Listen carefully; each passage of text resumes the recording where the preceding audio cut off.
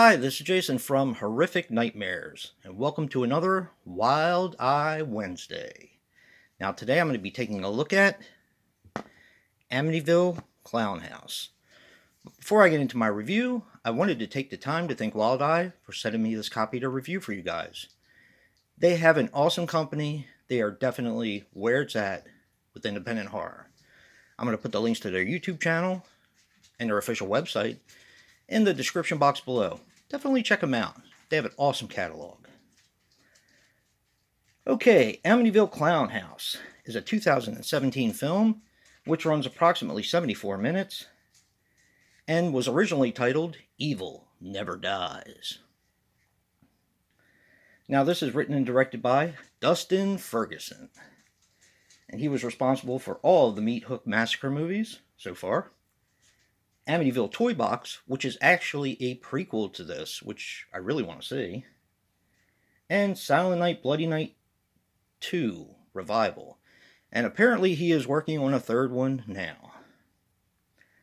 Now this stars Helene Udy as a prostitute. She was in My Bloody Valentine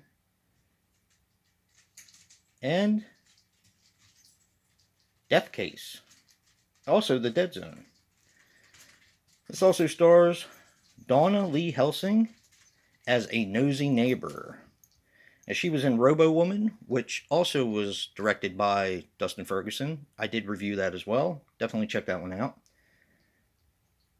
Bad President and Monster On. Now, apparently there's going to be a Robo Woman 2 that's going to be directed by Dustin Ferguson as well. And finally, the person who is basically the most credited in this film is Mark Patton as James. Now, he, of course, was in A Nightmare on Elm Street Part 2, Freddy's Revenge. He played Jesse. He was in Family Possessions and My Nightmare, which is a documentary on Nightmare on Elm Street 2, Freddy's Revenge. Now, as I said before, this is a movie that comes after Amityville Toy Box, which I really want to see. And they do put a little bit of, well, I'm assuming they put a little bit of Amityville Toy Box in the film. Now, this starts out pretty interesting. It is a birthday party for a grown-up boy whose mom still treats him like a child. And the father evidently has some kind of mental issues. So he paints himself like a clown and during the birthday party blows away his family. And I'm guessing that is a representation of the DeFeo family. That's what I'm guessing. Now we fast forward to a group of kids who want to go and find a painting that's supposed to be famous. Now, this painting has a clown on it, and it's what you're assuming is what drove the father mad. But they get dispatched too. Then you fast forward further to a couple that now have, I believe it's the same house. I'm not sure, but I think it's the same house. No, it's a different house, I think. Anyway, regardless, it does talk about and reference the Amityville sequels with the clock and the mirror and the lamp. So this husband and wife go to a toy store, which is where you get Mark Patton. He plays the clerk of a toy store. And he goes and buys one of those clanging cymbal monkey things that are really creepy, because he had one as a child and he wanted to get back his youth or something. Well, apparently that was from the Amityville house, and it is possessed as well. And bad stuff starts to happen, and I'm going to kind of leave it there. Okay, I'm going to get to my cons first. Con 1, of course, the acting is not that good. Con 2 is there are a lot of things in this movie that don't make a whole lot of sense. transitioning from one part to another is a little bit weak. I was having trouble explaining it because I'm trying to find a linear story that will connect all of these pieces. Um, some of the scenes last way too long, and eh, the gore was okay. It wasn't too bad.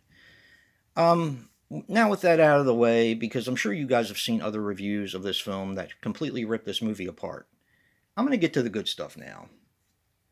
I actually didn't mind this film. It's not a great film. It may not even be a good film, but there are parts of this movie that I liked, and I felt that this movie had a hell of a lot of potential. Now, let me explain why this movie didn't come off the way it came off to other people.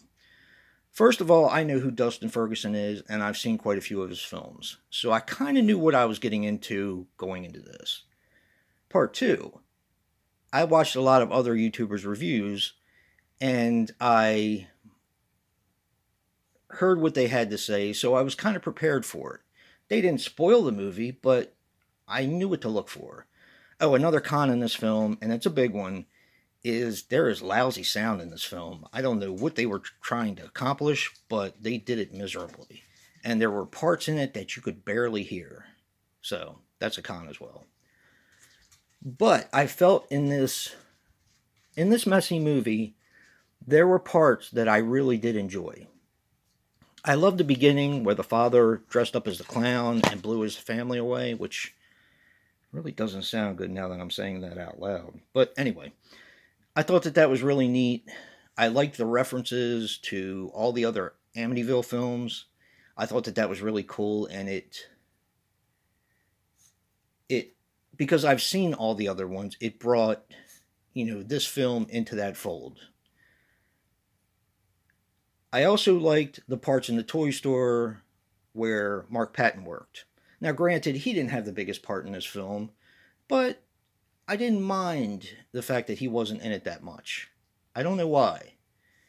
I do mind it in other films, but this one just didn't bother me. And like I said, I can't really tell you why.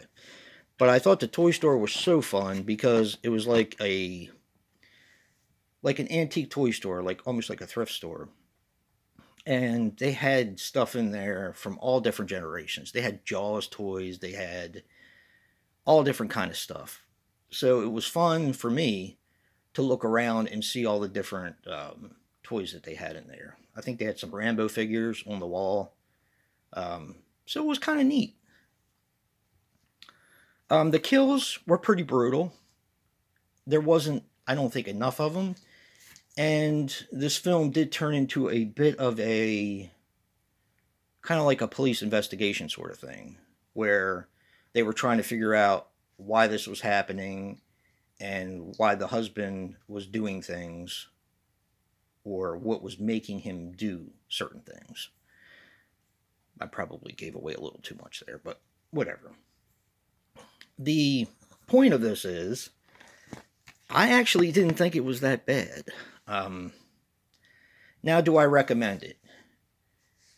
If you have seen anything by Dustin Ferguson, then you pretty much know what you're getting yourself into. He does make a lot of sequels. He makes movies that aren't necessarily that good. I did not care for Silent Night, Bloody Night 2 Revival that much. This one I thought was better. I kind of appreciated Robo-Woman, even though, it's not that good of a film either, but there were a lot of things about it that I appreciated. And the same goes with this film. So kind of take that for what it's worth. Another big thank you to Wild Eye for sending me this. I really do appreciate it, and I was entertained by it, strangely enough. So, yeah. And if you like what you see in here, hit that like button and subscribe. And until next time, peace.